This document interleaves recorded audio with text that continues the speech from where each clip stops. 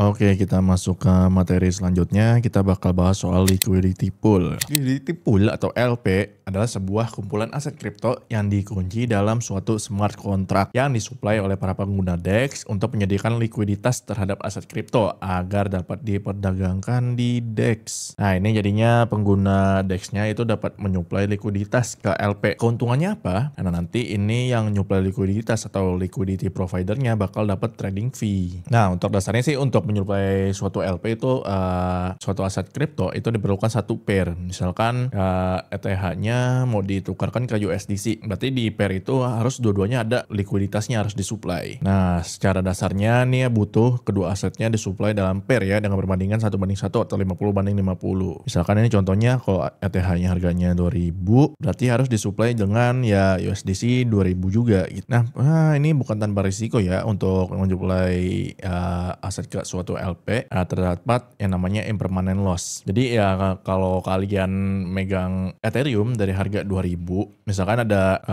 Ethereum berapa ya?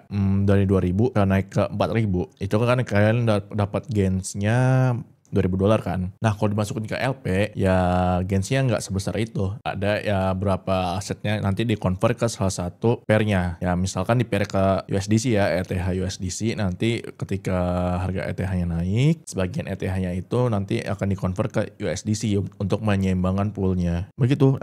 Untuk tipe-tipenya yang pertama ada tradisional atau basic pool yang tadi dijelaskan, itu udah klasik banget yang memang harus asetnya perbandingannya 1:1 atau 50:50. Ini yang digunakan di Uniswap V2, SushiSwap, dan DEX dasar lainnya. Ada juga stablecoin pools, itu ya isinya sebenarnya antar pair stablecoin, misalkan USDT dan USDC. Itu sangat diperlukan karena emang kalau di DEX biasa nukerin USDT ke USDC meskipun sama-sama stablecoin ya, itu ada slippage-nya. Jadi dibuatkan suatu DEX khusus untuk stablecoin. Contohnya Curve, itu biar slippage-nya kecil antara stablecoin satu dengan stablecoin lain. Terus ada multi asset pools, tadi kan yang klasiknya itu cuma dalam satu pair cuma 2 aset tuh 1:1. Nah, multi asset pool ini dalam satu pair ini itu bisa dipasangkan dengan aset lain. Jadi misalkan dalam satu pair ETH USDC itu bisa ditambahin lagi misalkan sama BTC gitu. Ada juga yang namanya single sided liquidity. Nah, liquidity poolnya dapat disuplai dengan satu jenis aset saja. Nanti ya menyesuaikan tuh poolnya nanti ketika harganya naik atau turun, ya sebagian aset yang disuplai, yang satu aset itu doang ya bakal berubah ke aset lainnya di dalam pairnya. Terus ada concentrated liquidity, ini yang advance, ini bakal dibahas di materi selanjutnya. Oke, nggak usah lama-lama, akan langsung praktek aja. Kita pakai PancakeSwap aja ya. Ya tadi kan gini kita ceritanya mau supply BNB sama USDT ya. Tadi disebutin dia harus ada dalam satu pair harus ada asetnya 1:1. Nah, karena ini wallet ini diisinya cuma berapa ya? Cuma $17. Jadi itu dibagi 2 ya sekitaran $8 lah, $8, 8,5, dan ini 77 ya. Jadi kita butuh sebagian nih USDT. Jadi ya BNB yang kita punya kita convert dulu ke USDT lewat swap. Ya ini materi basic tadi, ini baru kita contohin sekarang.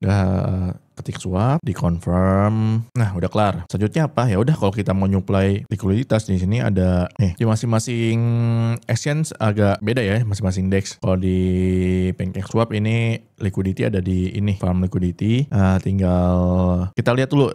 Kita kan mau ngincer tadi BNB USDT, itu sebelumnya poolnya udah disediakan apa belum? Belum ya, udah kita bikin manual aja. Ini ada V3, ada V2.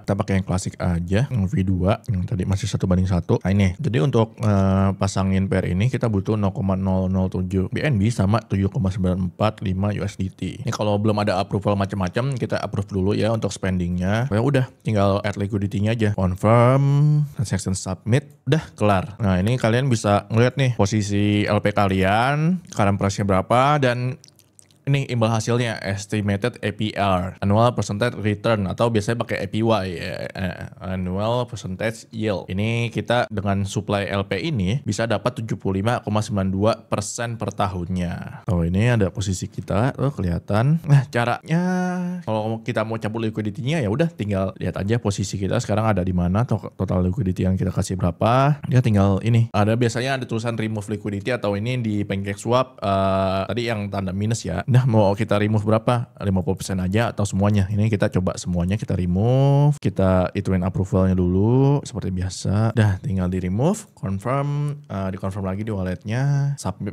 terus udah kelar. Nah, gitu aja, asetnya balik ke wallet kalian. Dicek dulu di sini, yaitu begitu adik-adik, harusnya sudah selesai. Nah, jadi itu untuk materi soal LP basicnya. Selanjutnya kita bakal bahas soal ya si LMM tuh, Concentrated Liquidity Market Maker. Itu materinya udah ada agak advance ya. Ini sebenarnya cuma bentuk lebih lanjutnya dari LP. Cuma ini untuk si LMM agak panjang, jadi harus dibikin di video terpisah. Oke, sampai jumpa di materi selanjutnya.